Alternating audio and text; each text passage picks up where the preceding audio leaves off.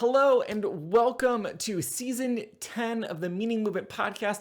If you're watching this, if you're hearing my voice, this is the culmination of a ton of work that my team and I have been doing over the past few months to get ready, to get prepared to 4X our production with this podcast. You may have heard me talk about before how important the Meaning Movement is to me personally and how much I've wanted to see it to go to new places, and how I'm kind of just throwing everything at the wall, see what sticks, kind of blowing it up to see what's going to happen. And this episode and this season of the next couple of months of doing 2 episodes per week is a piece of that process for me. So I'm so excited to be here with you, to be doing this together. So welcome to season 10.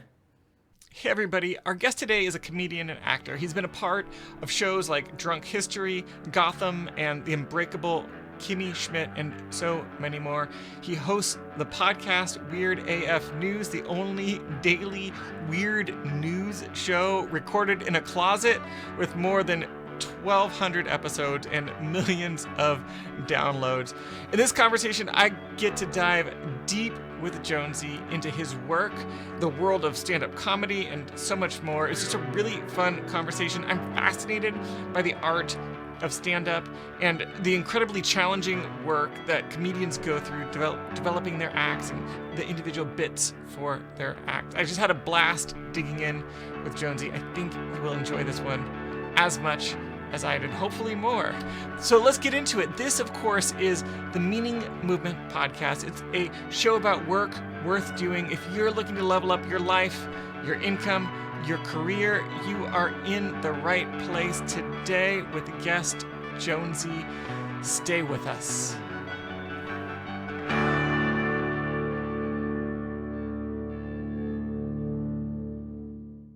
This episode, like all episodes of the Meaning Movement podcast, is made possible by the Calling Course. I just want to say, what do I mean by that when I say made possible? It sounds like something that they say in Sesame Street at the beginning or the end. My kids love Sesame Street. What I mean by that is this is a bootstrapped project. I have a course called the Calling Course. It's what I consider the cornerstone or flagship offering of the Meaning Movement. That course is all about work, all about purpose, all about navigating this space of these questions of who am I? What is my life about? Where am I going? What's my contribution going to be? Whether that's right now, in the future, whatever it might be. This podcast has expenses. We pay for those expenses via sales of that Calling Course, also through sponsorships. Share a little bit more about in just a moment.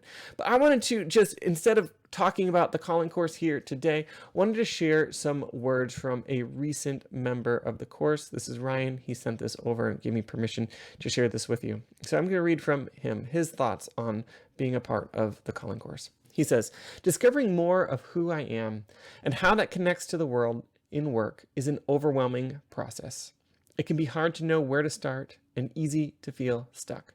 The Meaning Movement has been a great acceleration, affirmation, and help in this to me.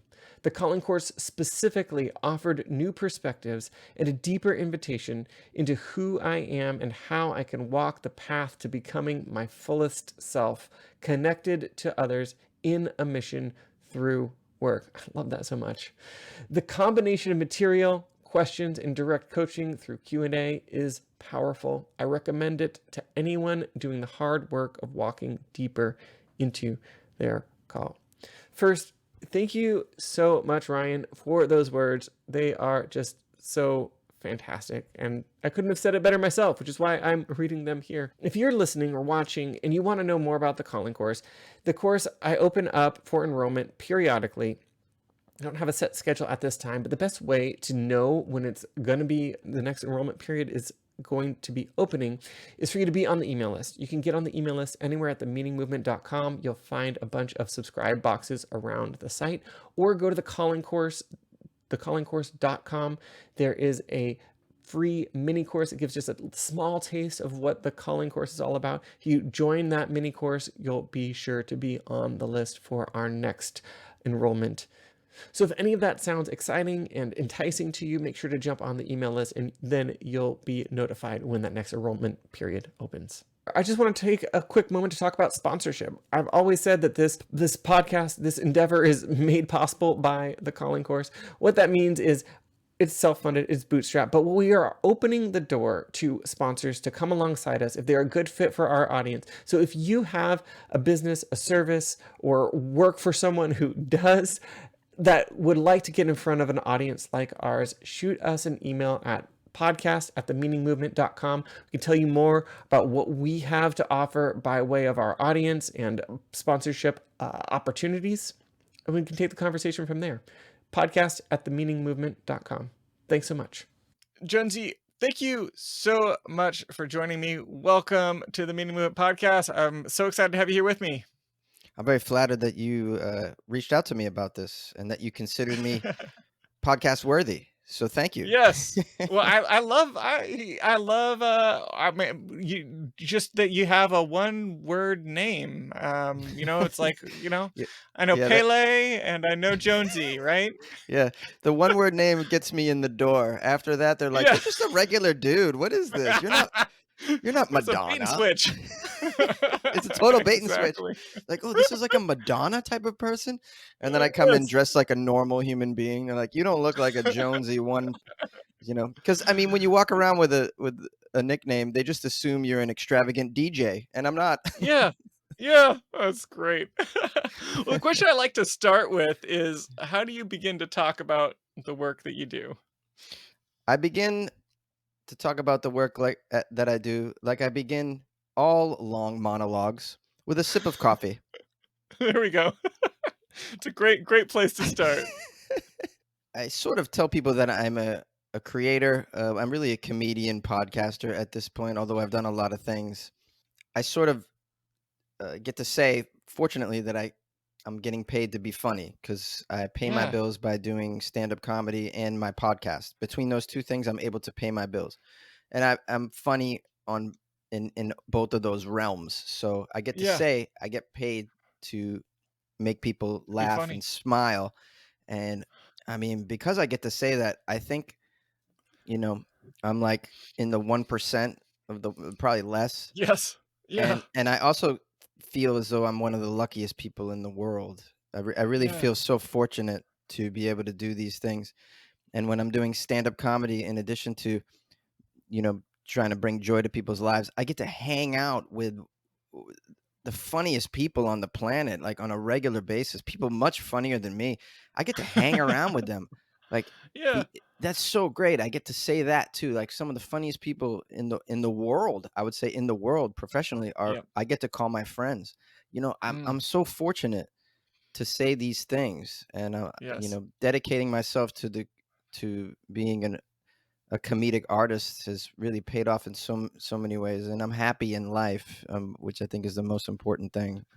I love it. I love it. I mean, it is a rare and wonderful thing that you get to create, and pay your bills doing something that you love so much, right? I think there's so Yeah. many people trying to make it as especially in entertainment or any of Hmm. the creative fields, music, that you have like these parallel lives of you pay the bills, working your 9 to 5, and then pay the pay your creative side by indulging in whatever other creative activities you have. How like tell me some of the journey, like from I don't know. Let's start by just asking: did you always imagine yourself being a creative, an entertainer, a comedian? Like, what categories did you use when you were younger, thinking about your future self? Well, I thought I would be a Major League Baseball player, but I never got taller than 5'6", so Okay. pretty limited. There's been a handful of guys that have made it at that height, but Yeah. I grew up in Boston, huge sports fan, Red Sox fan, obviously, and I Yeah. spent my all of my spare time learning how to hit a baseball and throw a baseball as hard as I could. And Yeah. but then I discovered music. I started playing music and singing in bands and whatnot. And I thought, wow, Cool. this entertainment thing is pretty fun. And then Yeah. when I was in college, my roommate was trying to be a comedian, and I went to some of his open mics, and they're pretty horrible. If if you're even the slightest bit funny, you would watch a comedy open mic and think to yourself, "Well, I could do better than this. This is Yeah. a horror. It's some of the worst stuff you'll ever see." But very Yeah. entertaining because of that. I have to say, I Yeah. recommend everybody go see a comedy open mic because if they're funny, it's great. If they're really bad, it's also pretty funny. So yeah. So I was pretty inspired by what he was doing, and so Yeah. he said, "Well, why don't you write something and come with me next time?" So I Cool. did this, and then I kept doing it again. I got kind of the bug. I was like, "Oh, I want to figure this out," because the things you think are funny, then you get on stage. In the beginning, it hardly ever works, and I was very frustrated Yeah. because, like, well, all right, look, I know this is a funny idea or a point of view or an opinion. I must not be saying it right or whatever it is, and I Mm. thought, you know what, I'm going to figure this out, and it Yeah. just pulled me into a whole new world of stand-up comedy, beginning in Boston, and it led me to move to New York City, where I did a lot of cool stuff. I was there for over a decade. When I got to New York, it was like other opportunities came about, like acting and doing a hell of a lot of voiceovers, and I ended up Cool. paying my bills with commercials and voiceovers and whatnot, which allowed me to stay in New York and continue to do stand-up comedy and even write sketches. I sort of explored the writing area, took a screenplay class, like the things that you do when you think you might want to be a writer. And Yeah. then that took me eventually to LA, and in LA, other opportunities popped up. For acting and whatnot, and then but also this podcast kind of fell into my lap as well. Someone asked me to do it and Yeah. to be a content creator on their platform, and they Oh, paid cool. they paid me a flat fee from day one, and then eventually that went away. And they said, "Well, you can still do your show, but we're not going to pay you anymore." And then I had to make a decision. Well, Sure. do I keep doing the podcast with no money? But at that time, I had built up a following already, and some people who were Yeah. pretty big time fans of it, and so I continued to do it, and I thought I'll figure out how to monetize later, and so Yeah. now, I've been in this business since 2004, trying all sorts of things, and Wild. where I'm at now is a place where I can pay my bills, modestly. I mean, I'm not living the high life here, but Yeah. I think my podcast is the way that it's growing and the money that's increasing slowly. I see a bigger picture for it. I see like Yeah. a lot of money and a lot of success. I can hire teams and Yeah. branch off and maybe create a network. And I just see Cool. bigger things for it, because Yeah. it seems to be working, whatever I'm doing in that place, which is funny because I never, of all the things I've ever tried, I've been on the Letterman show. I've acted in major network television shows. I've done stand-up comedy all over the world. I've written and produced web series. I've shot and edited and put out funny sketch videos. And of all the things I've ever done, this podcast is like the only thing that ever really seemed to touch people, like Mm. on a big level. Like people just Yeah. reaching out from all over the world, saying that how much Yeah. they love it. Which that's what really keeps me going with that. So that's kind I of been my love it. journey. That's where I'm at now. And That's so just awesome. Yeah. Just incredible journey. And thank you for, yeah, sharing that high level, yeah, overview. When did you start the podcast? How long ago? So it was the beginning of 2000.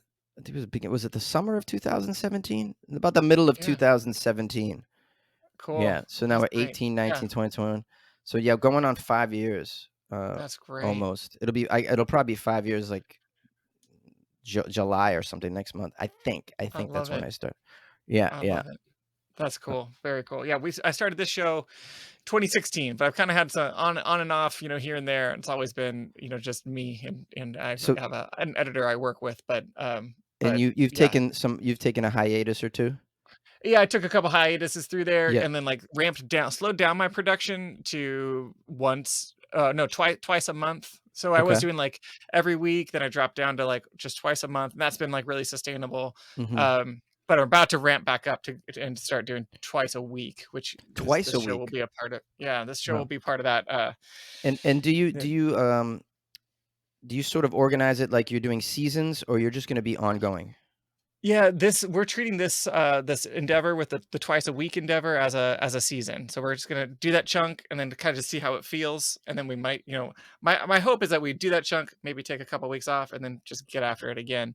But Sure. we're like, yeah, we're kind of in the midst of the chaos of that right now. So And yeah. what do you want your podcast to do? Oh, that's a great question. This is Yeah. great. It's like we're turning the tables here. Well, Have you I been want asked that on my your show yet? I mean, has anyone asked you no, that? Yeah. no, no. It's usually I'm usually the one asking the questions here. Yeah. Well, I'm very Yeah, curious. yeah. I want my show to do two things. One is help people, inspire people to live a life that they want to live. Give them the tools to get there, because I think a lot of people know that they what like some of what they want, but they don't know exactly what to do. How to get there, and that's some why feature these stories of folks like yourself who've done these crazy things. And then 2, I want it to be a platform where people get to know me and what I'm up to, because I have, a business around this and a course and those kinds of things. So it's like a kind of a diving off point. My hope is into the rest of my content, a helpful, free diving off point, that yeah helps people and gets people more engaged in the rest of what I'm up to. That's Mm, my hope. Yeah. great. That's awesome. Yeah, I How does like that that. land? That line's amazing. Yeah. Yeah. And I think your listeners need to know how important that is to you, and Yeah. that Oh, they should be appreciative of what this is, and get what they can out of it. yeah. Because Thank hearing you. about someone's journey is like, I can't tell anybody how to do what I do, because when I look back on it, there Yeah. was so many, like, what one would call synchronicities. Yes. That, like, just these weird opportunities that came out of nowhere, but I had been prepared for them, and Yes. the opportunities that you're prepared for will work out. Sometimes Mhm. opportunities come by, you're just not ready. You're just not ready. And Yes. a lot of those I wanted real bad. Yes. And a lot of Mm. those were the ones that didn't fall into my lap, but I reached out and I tried for that opportunity and it didn't work. The opportunities that seemed to fit me sort of in some weird way found Yes. me. Now, I don't know if this is Yes. how the universe works, but Yes. I think there's something to be explored there. And I so for totally agree. people that feel like they need to always, in whatever endeavor that they're doing, a lot of times we feel like we have to really push it, really, Mhm. well, I'm here, but I really need to be here because you're comparing yourself to others in your industry maybe. And so you say, Yep. you know what, I'm going to audition for that position. But Yep. it's just so far, you're not really ready Too for big it. of a reach. Yeah. Yeah, yeah. But I find if you just stay in the pocket and you just work on your Yeah. craft and try and compile all the tools in your tool belt to accomplish these, whatever you're trying to accomplish, just keep at that. The Yep. opportunities that find you, they seem to fit. And it Yes. feels good. It doesn't feel good to get rejected. Of course you have to, I Yeah. mean, you talk to a lot of people who've accomplished hard things. They always say, get to failing, start failing. Mm. Yeah. And Yeah, there's fail something to be fast. said about that too. Mhm. But I say all this just to point out that, yes, sure, shoot for the stars, shoot for the Yeah. stars. But in my doing this for so long, like, I know, and in many different ways, as an actor trying to shoot for the stars, as a comic trying to shoot for the stars, the stuff that I really pressed for, I never really got. Yeah. The stuff that I got was the stuff that sort of found me at the right time. And Yep. so, that's good to know, and it can sort of, I hope, create a mindset where you just don't feel sorry for yourself if you don't get that big gig, or whatever. Like, the stuff that, Yes. you don't get what you want, sometimes you get what you need, as the famous Mm. Mm. philosopher Mick Jagger said, correct? So, like, um, just working on your craft, or working on whatever it is, Yeah. that those are the things you really can control. And then the opportunities Yes. come, be open to them, and the ones that you're ready for, you'll knock out of the park. You'll hit a home run, Yes. and then Yes. that'll be a job for you. That'll be a gig for you, and it might be long term. Like this podcast, I didn't think it would be this long term. It fell into my lap. I Yeah. thought I would do it for a year, and now here we are 5 years later doing it, and having some success with it. I never saw it coming, but all my Mm. skills are proper for this podcast. Yep. All the Yep. skills, You've been I'm a practicing. yeah, I'm a big time reader, right? So my whole life I've been a reader. This has nothing to do with entertainment, right? Big time reader. All of that reading, I'm so skilled at reading that when I record my podcast, I can pull up an article and then just jump into it and just start reading, and it sound like I don't screw up really. I'm Yeah. very Yeah. articulate. Like that voiceover work you did. All that Yes. voiceover work I did, correct. Also, Yeah. being a big reader helped me in voiceover as well. Yeah. So that was Yeah. something that I, unknowingly cultivated as a skill, and Mm. so that, and then the improv I took improv classes. I've always been involved in Yeah. comedy, and sort of worked on an improv muscle that helps with the Mm-hmm. podcast as well. Yep. So, Yep. just so being funny, and and then I've always been a learned and curious person, and that helps with the podcast as well. Because if I'm curious Yeah. and I'm trying to find, my podcast is weird news, so I do weird Yeah. news 5 days a week, and I'm just genuinely curious about the weird world that we live in. I'm not interested in news about the Kardashians or any of that crap. Yeah. That doesn't really, world news, governments, and I just Yeah. can't stand that stuff. I like the weird crap, so Yeah. all of this stuff kind of came together, and I Mm. was already built for it. I was already prepared for it. Yes. Had I just tried to reach out to somebody and look for a gig like this, I wouldn't Yeah. even know where I would have found it, but it landed in my lap Yes. and I was ready for it. And people need to know Mm. that. And so wherever Yep. you're at, don't despair. There's an Mm. opportunity waiting for you that's really perfect. You just have to stay in the game. I find, Mm. just stay in the game. I've stayed in the game a long, long time. And Yeah. and it's hard. They say it's not a sprint, it's a marathon. I think that's important to remember. Now, we live in a world now where a lot of younger generations they want to leapfrog. They're very impatient. Yeah. My buddy teaches like a television hosting class, and he teaches, it's like, any questions in the class, and all these young kids, I guess you call them kids, just young. They're much younger, they're younger than us. Let's say Yeah. early 20s. They want to be influencers, whatever. They don't want to learn about how to be a good host. Like, Yeah. if you were to host a travel show or something, they don't want to learn about on-camera technique, any of this. They just want to be, they're just, how do I get more followers? How do I get more followers? Totally. Like, so to those people, it's this whole generation that just want to leapfrog and take the easy way. Mm. Hard work, you can't avoid it eventually. Yes. You Yes. can't avoid it. And so they Gotta don't put in want to the hear that reps. this is a marathon. They want to think that it's a sprint. But it honestly, you have to know that it's not like that. That way you can get a mindset and prepare yourself for all the obstacles that you're going to hit with. You don't want to be, what are you going to come up to one obstacle and then quit? This is Yeah.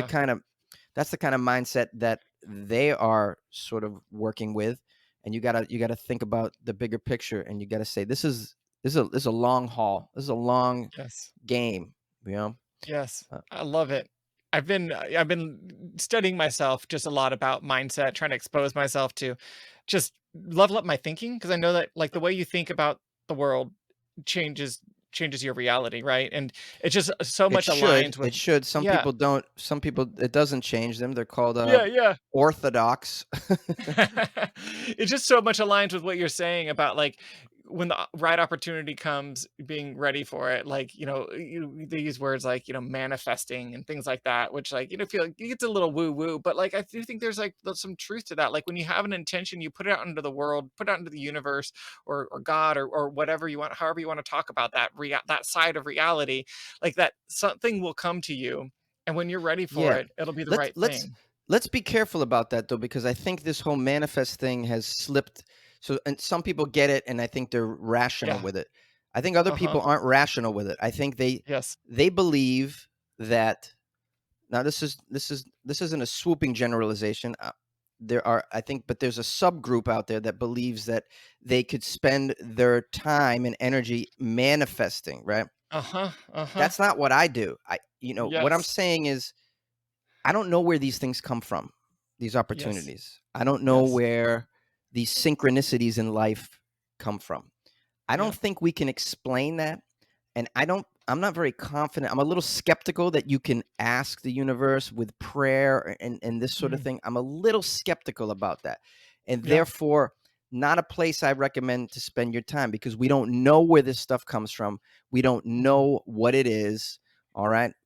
We don't know that there is magic in the world, but we don't Yeah. I don't believe that we can easily start pushing the control buttons of that magic. Totally. There's a lot Totally. of these, ideologies though that would believe that you could. I don't Yeah. think it's I don't think it's fruitful to spend your time there. It's fruitful to spend your time working on your stuff, Yep. working on yourself, working on your Mhm. skills, Mhm. preparing yourself for when those come. Yep. I think that's I never sat in my room and said, please bring a podcast into my life, or please bring, I don't do that. I Yeah. just like Yeah. I I worked on writing jokes, telling jokes. Yep. I Yeah. worked on my, like I mentioned my reading. I'm a voracious reader and writer, and Yeah. I just try to be funny. I take improv classes. If you're in a city that you can go to UCB and take some class, take that. Like I took Yeah. sketch writing classes. I was just constantly trying to Mm. hone my skills in an area Yeah. that interests me, that I Yep. like, being Yeah. funny. Yeah. I'm not the funniest Yeah. guy, but I was always somewhat funny and I always liked it. And so Yeah. spending your energy there, I think this is all we can control. I don't think we can control that other stuff. I think that's Yeah. left to the universe. I really do. Yeah. It's bigger than us. I really believe that. Mm. I think what you can control though is your Yep. work and your sweat, and and if you're working at something that you enjoy, all the better. That's a Yeah. big it's a big way. And why wouldn't you want to spend time working? Why wouldn't you want to if you're an actor, why wouldn't you want to spend the weekend shooting a scene with your friends? Now, what's Yeah. happening there? Totally. You're learning all the skills that it takes to shoot a scene with people. Maybe you even want to get behind the camera a little. Maybe you want to edit it afterward. These are helpful skills. Meanwhile, you're having a good time. You're around other actors, spending your time where you would want to spend it anyways, which is doing that thing that you like, that fascinates you. And it may not make you any money now, and that's okay too. A lot of people feel embarrassed, like, why should they don't want to tell people, well, it's just a hobby. That's fine that it's Yeah. just a hobby. Look, it's hard to feed yourself in this world, isn't it? It's very hard to, this is sort of the unfair deal that we call, people talk about original sin. Yeah, okay, I was raised Catholic. I don't know about you, but this original sin, I never bought that. Why should I be walking around with this guilt of something Uh-huh. that had nothing to do with me, in my opinion? But what we are born with is, this is a tougher road, I think. Pay the bills to stay here. Tougher work, Yes. tougher road, man. Yes. Tougher road. Yes. We all deal with Totally. that, unless you're wealthy, right? We all deal with Yep. that. Nothing wrong with Mhm. that. Nothing wrong with Mhm. having to pay your bills, work a regular job while you work on your podcast on the side, while you Yeah. cultivate. I don't know, maybe you want to be a scuba instructor, so you spend your weekends taking those Totally. courses, upgrading your equipment, going out and working on that as a side career, with the hopes that someday it'll be your main source of income. There's nothing Yeah. wrong with this at all, and people shouldn't feel demeaned because they wait Yeah. table. Oh, I'm in Hollywood, and they don't want to tell you that they wait tables. Mm. I have a lot of friends Yeah. that are out here that are comedians, and then they wait tables and stuff, and they're embarrassed about it. Just don't be embarrassed. You don't have to be embarrassed Yeah. about it. You have Uh, to you have to stay alive to do the thing that you love. Just stay in the game, and then you mm. hope that someday, you make a little bit more money in that area that you like, a little bit more, and then you get to a point where, now I can just do that, and It's so good. It's a something to it's shoot a for. I have an article on my site about letting go of job shame, which is exactly about this idea that oftentimes people have, they want to be doing whatever, pursuing their creative things, but they're waiting tables. I was waiting tables at a pizza restaurant when I was first starting my entrepreneurial journey, and like sometimes I like would feel kind of embarrassed about that and wouldn't want to talk about it, but like I think what you're saying, I totally agree, and just want listeners to hear that, like that there's no shame in putting in your time, doing whatever you need to do to pay the bills so that you can then do what you actually want to do in the rest of your time. And Yeah, that's just a super, super important truth for people to hear. one could argue this is the responsible way to do it. It's Yeah. like, kudos on you for not just, like, everybody loves that story about Jim Carrey. He lived in his car. He wrote himself $1 million check. He was like, I'm gonna make it. I mean, Yeah. we shouldn't let these anecdotes be our guide. They're so Mm, rare. It's mm, irresponsible to do it like mm. that, in my Yeah. opinion. And I didn't do Yeah. it like that at all. Yeah. Um, of course there are stories like that, and they inspire us. But there's one Jim Carrey, in billions of people that come along. There's exactly, only, you know what I exactly. mean? And we can't hold that up as an example. The responsible thing to do is do it like you did it and do it like I did it. And I waited tables Yeah, too. You know, I did that yeah, as well. I've done a lot of yeah, odd jobs. And so yeah, and it that's the got you where you responsible way needed to to do go. it. Yeah. And you don't have Totally. to feel bad about yourself whatsoever. Whatsoever. Yeah, You know, yeah. hell no. Well, I wanna ask you this, 'cause I'm fascinated by comedians, by stand-up in particular, because it sounds like one of the scariest things in the world to be up in front of a group of people, just you and a microphone, and then, like, what if they don't laugh, right? Like Mm, from what I hear, listened to Steve Martin's book Born Standing Up not too long ago, talk about oh his yeah, great book. process. Yeah, I've watched Seinfeld comedian documentary movie Hmm. whatever about his whole process, and like so I've seen from very much from the outside, like the the work it takes to like build a stand up routine, and it just seems terrifying. And I'm just curious for you, like, I wanna hear you talk about, like, what that's like and, like, how do you endure, like, failing in front of people? Because it has to be part of the process, right? Yeah, it unless you're a sociopath, uh, Yeah. well, I mean, there are some people out there that just don't give a damn, and Yeah. they don't even take in social data. Like Their they don't ego even is take it. so big, everything just bounces off. Yeah, like the guy in line who's just taking forever to order, and meanwhile there's 30 people. Like I don't know where those people get their brains, but they're out Yeah. there. You know, I don't have that luxury. I actually Yes, have yes. self awareness, so. There you go. Um, you know, everybody's process is different though, but I think, you Mm. know, overall you have to go through the whole bombing. You have to bomb a lot. Yeah, You know, when I say bomb, yeah. that's a bit extreme. Maybe not bomb, but you have to continuously fail in front of Mm. audiences with your new jokes. I mean, I'm gonna Yeah, break it down like that. You know, there's yeah. always that growing pang of a new joke, and it's, you know, as you get better. Like now, when I write a new bit, I would say I'm probably 75% of the time it works because now I know what works for me, what my style is, what makes sense in my act, and I kind of can gauge a little more accurately what the audience will also think is funny that I Yeah, think is funny. But even then, I'm yeah, probably only at 75, maybe 80%. Like, yeah. right? So And you're like that's 20 from years in, right? yeah, yeah. Yeah. I don't know anybody, you know, and you know, I've seen Seinfeld talk about this, and this is what keeps him interested in, fascinated in stand-up comedy, is he still feels as though he hasn't mastered it or figured it out. And I think what Yeah, he means is he still isn't at 100%. Like yeah, if you say to yourself, "Oh, I'm gonna say this, and it's gonna work," and you get up there and yeah, you say, and that's 100% of the time, you know, I think at that point you would just lose fascination with it. You know what I mean? yeah, So that's what yeah. keeps him going. So for Love all it. of us comics, you know, and when we start out, that's less than half of the crap we bring on stage is going to work. You know, I mean, unless you're Dave Chappelle, who apparently was funny from the very get go, and there's a few cases of that, but for the rest of us plebeian comics, there was that process of trying to get better at that. Well, and then Yeah. throughout that, you just so many failings. You know, wow, I really thought this would Mm, be funny. You know, mm. and so you feel that burn again and again and again. And like anything else, eventually it just stops. It just stops bothering you. Like Yeah, you know, in the beginning you go, "Oh, how am I ever going to recover from this?" You go home, you question your choice. Like, what am I doing? You know, maybe you had yeah. 3 of these sorts of shows in a row where the stuff just isn't working. And then Mm, you think about quitting. You know, well, I've been there a few times, especially when I was mm. in New York City, which was just a tough place to.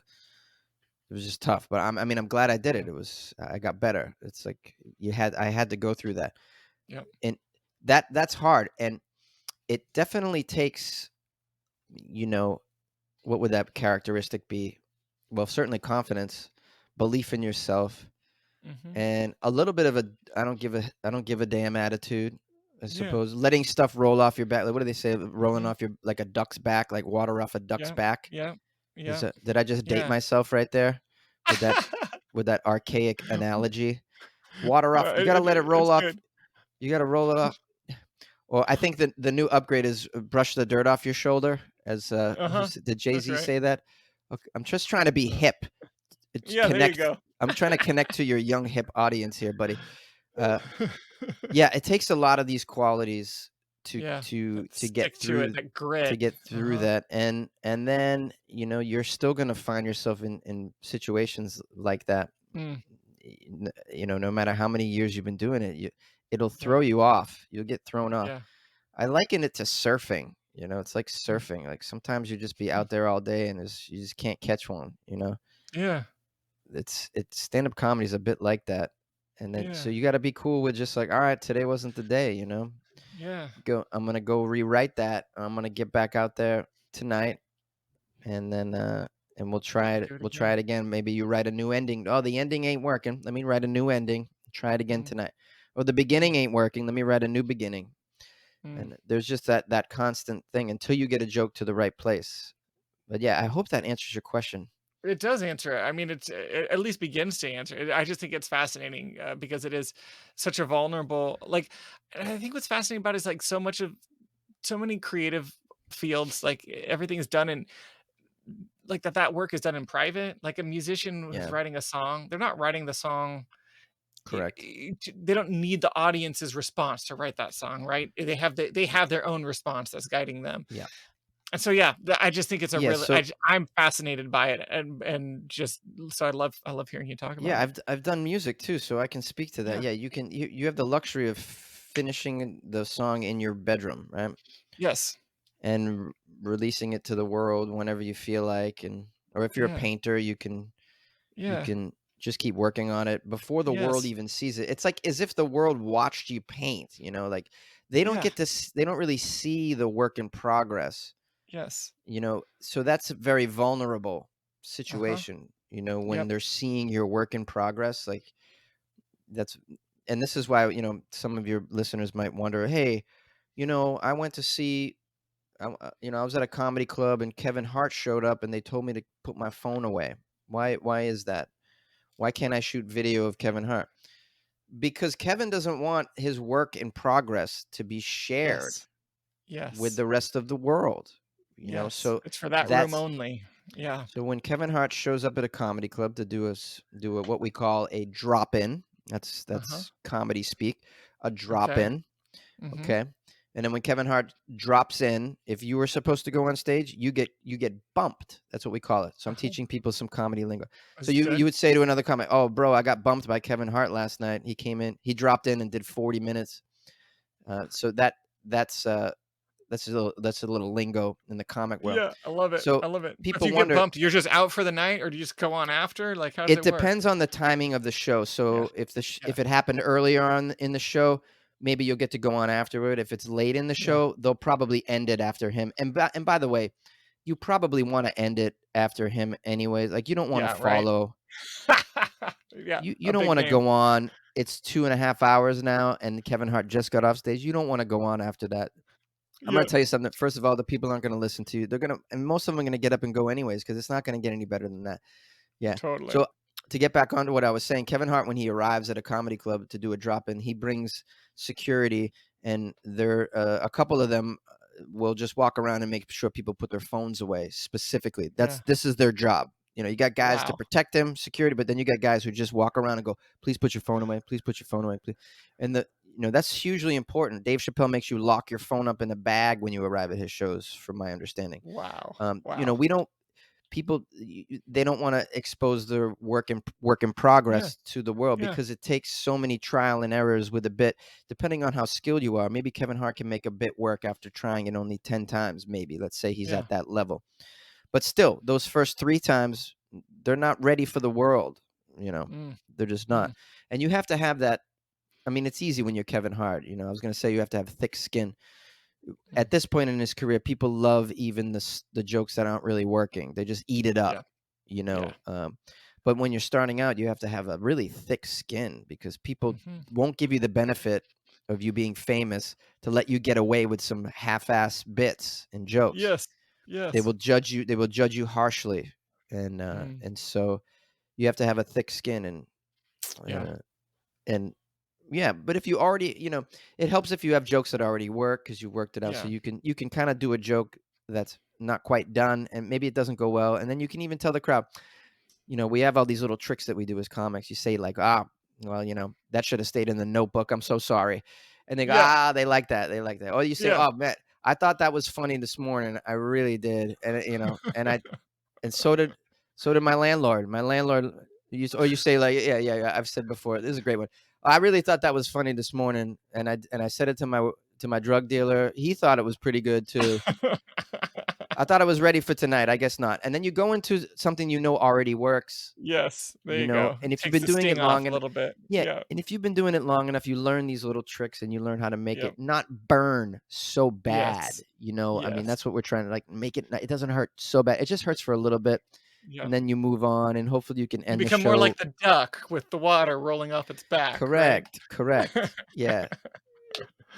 I love it. I love it. Yeah, thank you for indulging my curiosity there. I think I love hearing comics talk about the creative process and writers, right? And I think it's because those two, because like a writer writes about writing, right? A writer writing about writing, this is meta, but like you don't get as many, singer songwriters writing about their creative process or and so I think there's also something about I feel like it's my way in, my window into how people think about making things.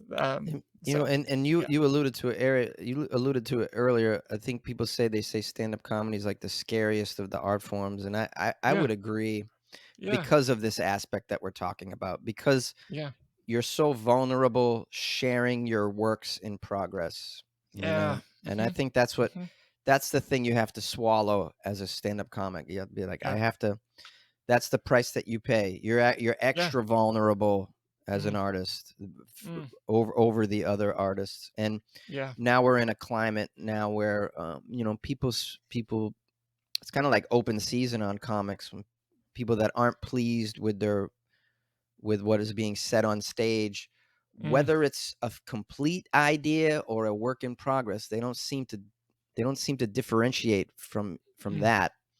yeah. uh, they'll just attack you online and accuse you of Sure. being some sort of demon.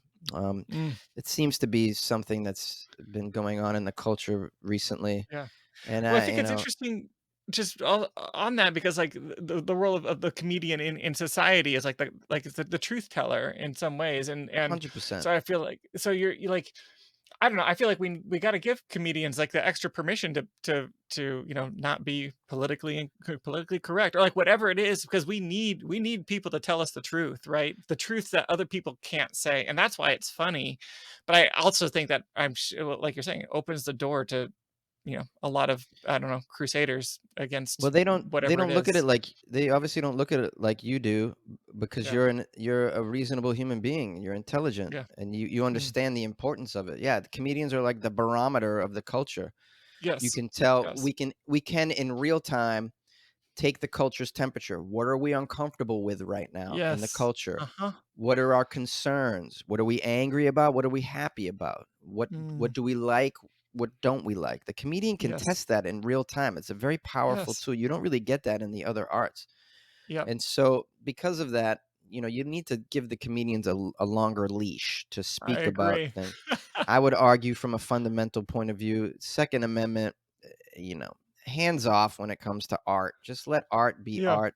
The yeah, market will the market will decide what art yes, survives and what doesn't. totally, The totally. comics that people stop buying a ticket for, they'll Mhm, disappear. They'll disappear. mhm, yep, Louis C.K., they're still buying his tickets. They're still mm, downloading his special. So what does that yep, tell you? Tells you mm, what he's doing despite his character is valuable to the culture. And mm, that isn't upon one person to decide. That's upon the yep, market to decide. yep, The other thing that comedians do that's super important is we're kind of like some therapy for the culture. We get to mhm, talk about things that, by me speaking about something that bothers me in the culture, uh, other people cathartically can yes, feel better about that. But oh my God, yes, he feels the same way that I do. I've never heard anybody voice it like that. mm, You know, this is very common occurrence with yep, comics in a crowd. We're speaking things that they they've never heard spoken before, but they agree with it, or they felt they were alone with that thought. Oh, I Mm, thought I was the only one. yeah. There's a lot of instances of that. I'm just giving one example where comics really offer relief to the Yep. culture by speaking about taboo topics or Yes. things that bother us or whatever, or making Mhm. fun of our own plight. I have a nut Yes. allergy.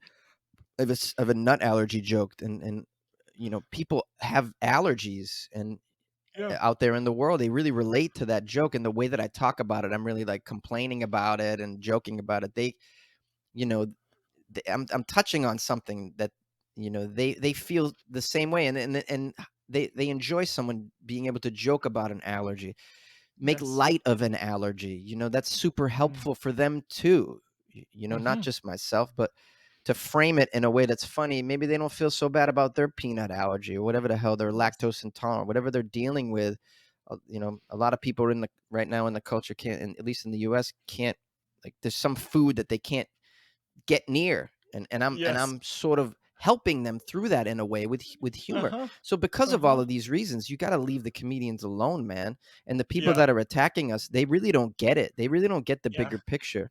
Yep. Marshall McLuhan, the media philosopher from Canada, Mhm.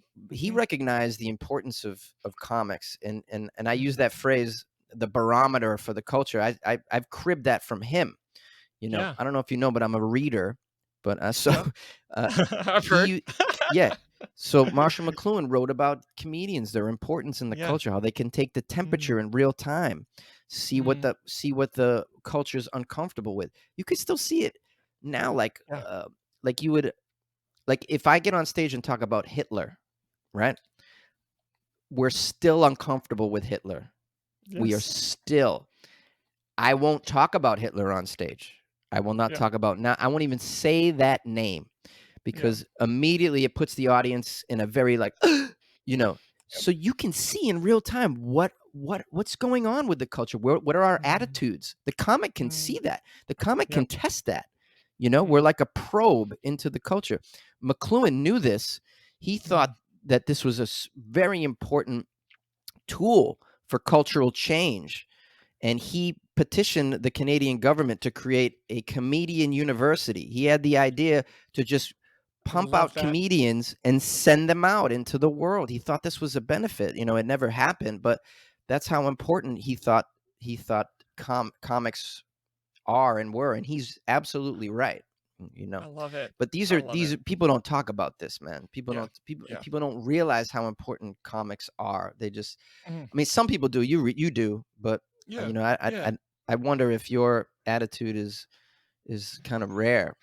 Yeah. Um, Yeah. I love it. Well, yeah, thank you for indulging my curiosity around yeah, the comedian just the lifestyle, just the approach to your work. It's fascinating to me. Just to kind of shift gears a little bit. I mean, it's not that big of a shift because I think it's related.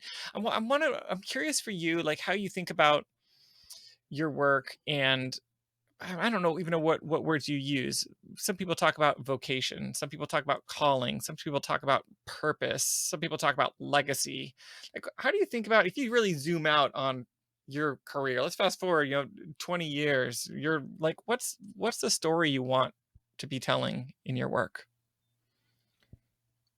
well, I often ask myself this, like, what am I doing with my life?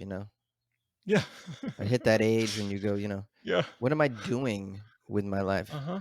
Uh-huh. Uh, like, I think about the people that have done great things with their lives, and am I gonna go out like someone who just kind of did something great, Mm. something kind Mhm. of cool for a little while, Mhm. and then that's what I did with my life? Yeah. I'm not a Gandhi or anything like this. I guess I'd be satisfied if I just sort of brought some joy to people's lives, Mm. and while doing that was able to stay here and live a life Yeah. myself, and and enjoy my life. Yeah. And I'm kind of getting to the point where, if the podcast gets as successful as I think it'll be, I'll be able to really do a lot of things that I've always wanted to do in my life, travel and Mm. stuff. Uh, Mm. that would be a big win. And in the meantime, I brought some joy to people's lives. I've been a distraction for people. Mm. Mainstream news is pretty crappy, right? It makes you feel Yeah. horrible, you know. And so Yes. I'm delivering 5 day a week news that, although is news, it's Yeah. hilarious. Oftentimes, it's ridiculous. It's so, you know, it makes you feel good about your own life to hear about I what the love it. people are doing in Florida. You know what I mean? Like, wow, Yeah. Florida. Oh my Yeah. God, at least I'm not there. You know, I'm Can you kind of can you I was bringing just gonna say, joy to can you give us people's a lives. sample? Yeah, give us a sample of like tell me some of the weird news. Like what just jumps to your head, stories you've unearthed for us recently. Oh man, so like on Monday's episode was tremendous. Was absolutely tremendous. Let me the stories. Let me just do the headlines, just Yeah. to give people kind of a taste of like what Yeah. you get on it. Little sampler here. Yeah, yeah. Okay. 50 Canadians were summoned to instant jury duty while shopping at the mall. So imagine you're shopping at the mall and people come up to you Yeah. and summons you to jury duty. Right Sorry, now. Right right here. now. Wow. The court was walking distance, by the way, but this is, you know, if and as an American, you're like floored by that. Like, what? You Yes. know, we What in the never go to world? jury duty. Never. Like, if someone came up to me while I was shopping and told me to go to jury duty, I'd be like, Yeah. get out of my face, dude. I love it. Walking on hot coals is the new company bonding event gone wrong. So I covered a story about a lot of companies. They have these retreats. They do a lot of bonding rituals Uh-huh. and they walk Uh-huh. on coals. And there have been many hospitalizations because of this. Oh. So Okay. strange, right? Yeah. Weird. Yeah. Uh, Weird that that would es- put people in the especially, hospital. yeah, especially like me. I mean, I'm not a guy who works at a company. Like, I never heard of such a thing. Like, I Yes. know they went on retreats, but I didn't know they did this kind of crap. Like, Yeah. wow, what a bad idea. Um, Here's a story, a little controversial. A man denied his blood donation for refusing to answer his pregnancy status. So I I love like to that. touch on stories that like that. I That's love There's it. some weird So things good. going on in our culture right now with So good. regards to language Yep. and people are kind of reacting to it sometimes in pretty funny, strange ways.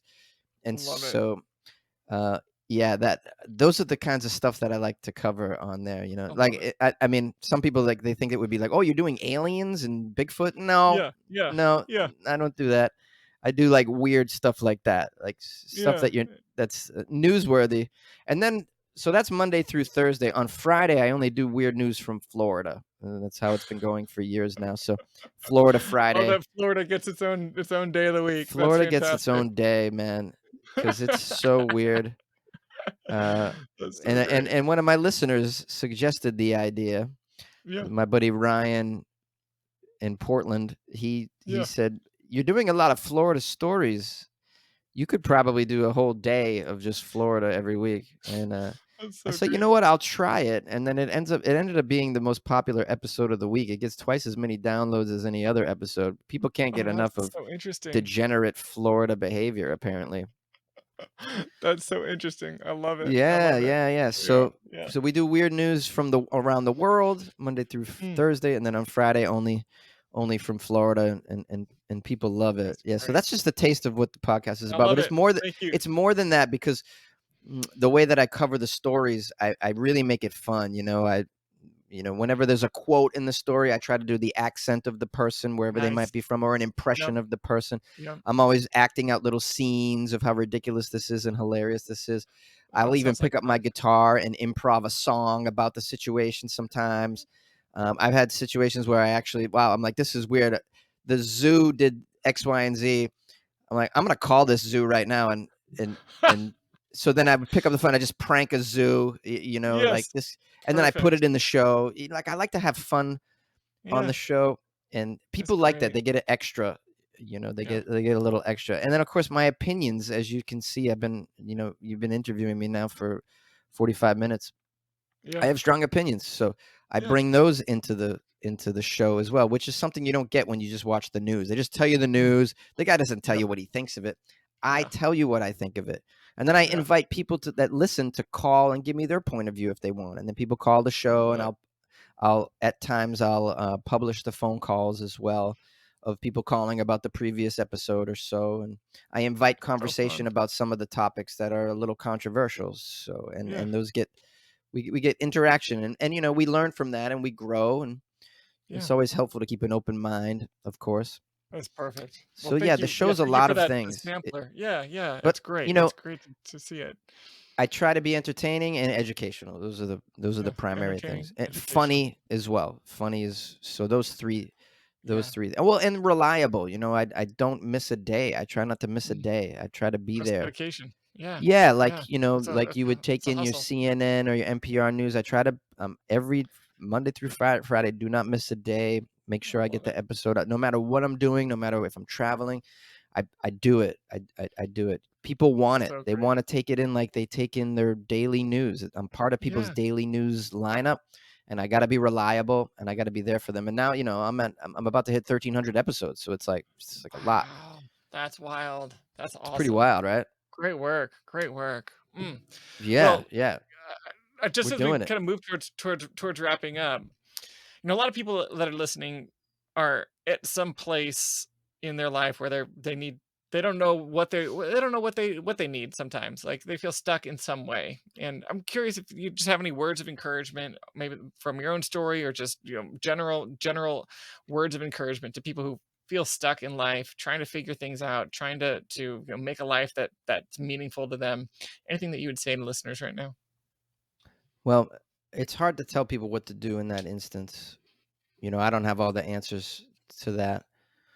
The good thing is we live in a very special time where we have the web, which allows you to either directly try try out your interests Hmm. or join up in a community, even remotely, that shares that same interest so that you can either get into it through them or get more information through them, no matter what you're interested in. There's kids right Yeah. now in, who knows, Chihuahua, Mexico, that want to try stand-up comedy. They have no idea Yeah. how to do it. Yeah. But they can get on the web. They can find other comics near in their area, or the nearest major city, whatever. There's tools out there. If you know what your interest is, Hmm. there's tools out there to get there. So that, Yeah. but when they're feeling stuck, that's tough. It's tough. Yeah. One could say to them, well, just try all the things, make a list of the things that fascinate you, and then get out there and try them all, or get Mhm. involved in the communities that would allow you to be around it. It might be a club of some sort. Maybe you just, and Mm. I don't know how helpful that is, but what I think is really helpful is that I could tell people, don't worry. Like, Yeah. there's no.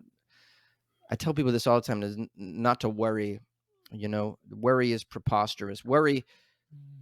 Worry implies that you actually can predict the future.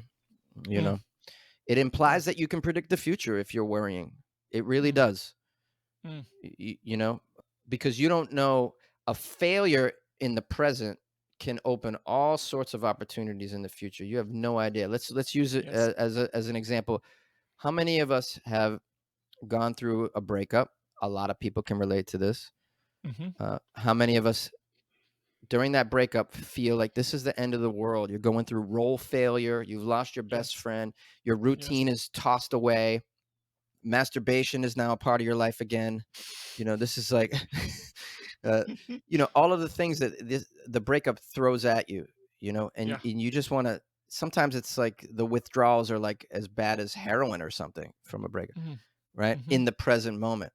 And then how Yeah. many of us have gone through that? And then down the line, we meet someone who's actually a better fit. It's Yes. actually a 100%. better relationship.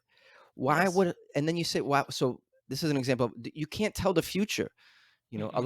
lot of opportunities come out of, you get fired from the gig that you currently have, and then the Yep. better gig comes down the road. I mean, you hear again and again, not just stories from super successful people, but regular people like us and our friends will Yeah. tell you, they all have an example of this, Yep. where they suffered through something in the present, but it was a better opportunity disguised as a failure, as a fall on Mm. your face, as a kick in the nuts. It was Yep. actually disguised as that. So to Mm. worry, knowing that, you just don't worry. Like, Yep. like there's this great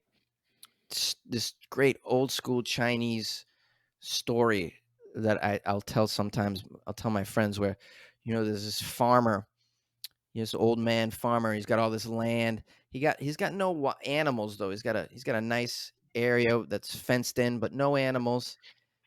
All of a sudden, these wild horses jump the fence. They jump into his land, and they're just grazing. And his neighbor comes over and goes, "Hey, Gary," and that's not really a Chinese name. They said, "Gary, you got all these wild horses on your land. Now this is great. It's like free horses, man. How fortunate." And Gary was like, "Fortunate? We don't know. This could be good. It could be bad." And his neighbor's like, Gary, you're ridiculous." He walks away. He thinks Gary's ridiculous because clearly he's got these free horses. How Yeah.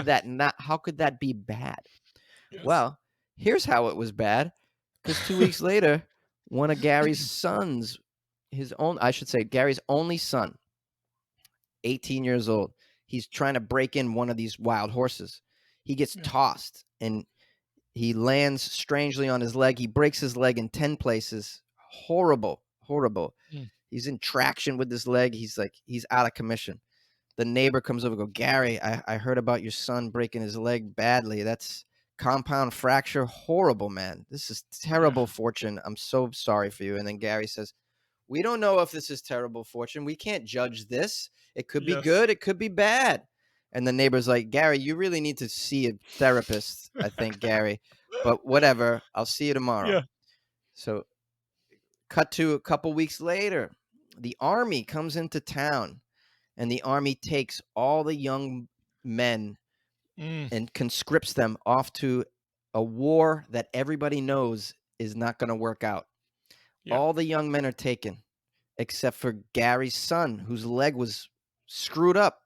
He'll never walk the same again. They couldn't take him. He's useless. And the neighbor comes over, and the neighbor says, "Gary, they took both of my boys, but you still have your son.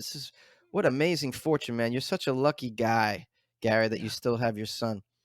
And then, of course, Gary says, "I don't know if this is good or bad. I can't judge on this. It might be good. It might be bad. Come on." And, of course, the neighbor's like, "Gary, you need to take pills, man. You really don't have a, you know." And the point of that story is to just show you that, you can't really judge these situations, the things that are happening to you in the present. It's unless you can read the future, and we really can't. So, not to say that I don't suffer still. I obviously it's hard when stuff happens. A breakup would be tough for me as well. I had one, and it was hard recently. But I remind myself these things. I say it's preposterous to worry, and so I ask your listeners too to think about that, no matter what situation you think you're stuck in life or whatever it is. And a lot of us feel this way. Life is so hard. It's so goddamn hard, man. And but don't worry. Like, just, it's not productive to worry. And it really implies that you can that you're Nostradamus, that you can foresee the future, and you can't. Yeah. You really can't. So don't worry. There's no need to worry. Just keep your head up. It's a great message to leave with listeners. Thank you. I hope Thank so. you I for hope I that. was helpful to some people out there that feel stuck in life, man. I get it. I I've love been it. there. Yeah. And a lot of people we all have. Yes, it's part of it. You bought a ticket, you take the ride. That's part of the ride. Yeah. But I think if you can just have just a little lighter attitude about the things that are happening to you that are displeasing, like, just keep that in mind. Don't worry. Yeah. This could be a great opportunity disguised as a calamity. Yes. That's a great invitation. Thank you so much. And I will be gathering in the park to speak to all my followers. If anyone wants to show up and drink some Kool-Aid. You said Kool-Aid. I wasn't gonna go there, bro. Oh, now I'm really dating myself, right? I wasn't gonna go there. Well, for folks that want to follow along, like, what would you like to invite people to here? Oh, well, if they like my personality, then they can enjoy it on a daily with my podcast, Weird AF News podcast, which it's available everywhere. So any podcast player that you listen to, or you can even tell your smart speakers to play it, and it'll play it. Fun. And it's on YouTube as well. And I have a website, weirdafnews.com, where you can go and you can click on various podcast players there, or play it right on the Cool. website. You could join my Patreon from there as well if you want to support. So I would say do that. And if you Love happen it. to be in Southern California, you want to come see a show or something, because I'm performing mostly around here. I post Yeah. everything that I'm doing on Instagram at Funny Jones. So at Funny Funny Jones. Jones. Oh, and this is great timing, because I just put out a new series. So it's a new series. It's called Comedians React, and it's me and a comedian named Dwayne Perkins, who's very successful. Between us, we have 40 plus years of stand-up comedy experience. We watch a clip of a comedian that has inspired us, and we break it down from a very technical stand-up comedy perspective. It's not for everybody. You have to really Yeah. like stand-up, kind of nerd out about it. Someone like you, I think, would Yeah. like it. I think I'd like it. Yeah, for Yeah, sure. because you can really you can really get some insight into approaching jokes, approaching the craft. We get pretty technical about it, about the joke Love it. and the person and where they're at in their career. Our first episode was Dave Chappelle, and we chose one of his jokes off his very first comedy special called Killing Him Softly, which is a classic comedy Love it. special that everybody should watch. So we picked a really cool joke off of there, and then we just broke it down, and we just like, what's going on here? Look at how like the words he chooses, for instance, are very deliberate. We get into all of that. And so if you're a stand-up comedy nerd, you'll really Yeah. you I would love really it. Where like can we it. find So that? Yeah. so that one, we don't have a website for that. So if you type, Yeah. on my Instagram at Funny Jones, there's Yep. a link tree link in Perfect. in my profile, and if you just click Yep. on that, that'll take you to all the places you can get. So you can watch it on YouTube, you can listen to it as an Great. audio podcast. I recommend watching it on the YouTube, because then you can see the comic. You can see Dave Yeah. Chappelle's See bit the and all that. body You can language. still Totally. learn from the listening podcast. So Yeah. we offer it on all the audio platforms as well. But I think watching it on the YouTube is better. But yeah, so love it. at Funny Jones is my Instagram, at Funny Jones, Yep. and in the profile there's a link, and it's to Comedians React. Or on YouTube, if you do Comedians React Jonesy, it'll come up. It'll Love come it. up. This has been so much fun. Thank you so much for coming on with me and just sharing so much. And it's just been a blast. So really thanks, Dan. looking forward to staying connected. Thanks for Yeah, please, absolutely. Let's do that. Yeah, love it. Thank you so much, Jonesy, for just a great conversation. And thank you, dear listeners, for tuning in. You can find links to Jonesy's work and everything we talked about in our show notes at themeaningmovement.com/Jonesy. That's JONSEY.